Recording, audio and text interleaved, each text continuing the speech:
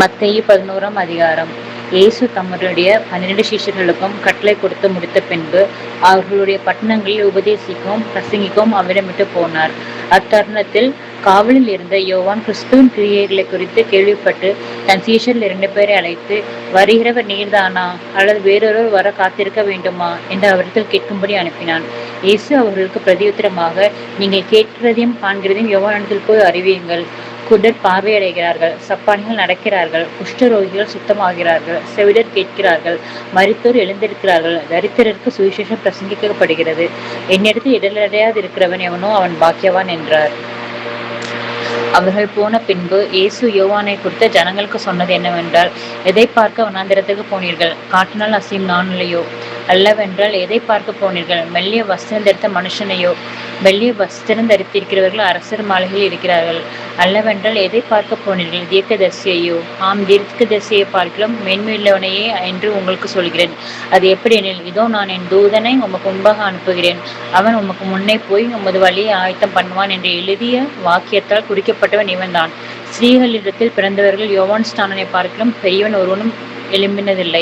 ஆகிலும் பரலோக ராஜ்யத்தில் சிறியவனாய் இருக்கிறவன் அவனிடத்தில் பெரியவனாய் இருக்கிறான் என்று உங்களுக்கு மெய்யாகவே சொல்கிறேன்.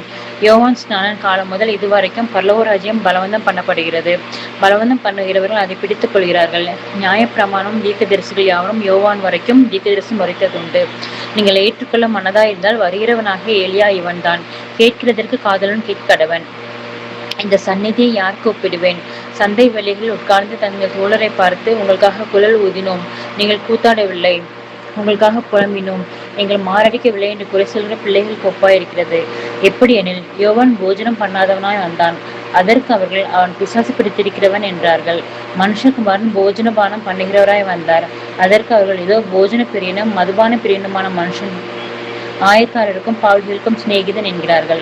ஆனாலும் ஞானமானது தன் பிள்ளைகளால் நீதியுள்ளதென்று ஒப்புக்கொள்ளப்படும் என்றார்.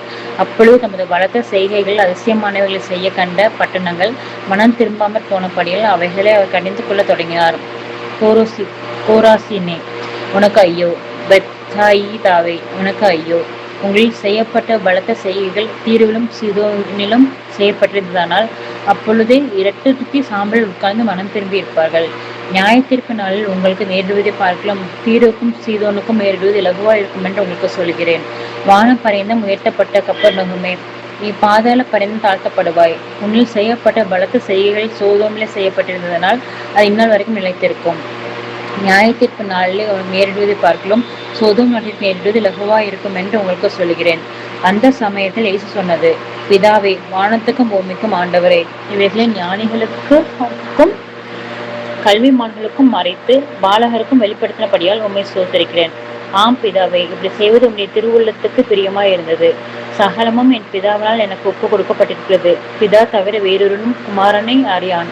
குமாரன் எவனுக்கும் அவரை வெளிப்பட சித்தமாய் இருக்கிறாரோ அவனும் தவிர வேறொருவனும் பிதாவை அறியான். வருத்தப்பட்டு பாரம் சுமக்கிறவர்களை, நீங்கள் எல்லோரும் என்னிடத்தில் வாருங்கள், நான் உங்களுக்கு இளைப்பாறுதல் தருவேன். நான் சாந்தமும் மனத்தாழ்மையுமாய் இருக்கிறேன்.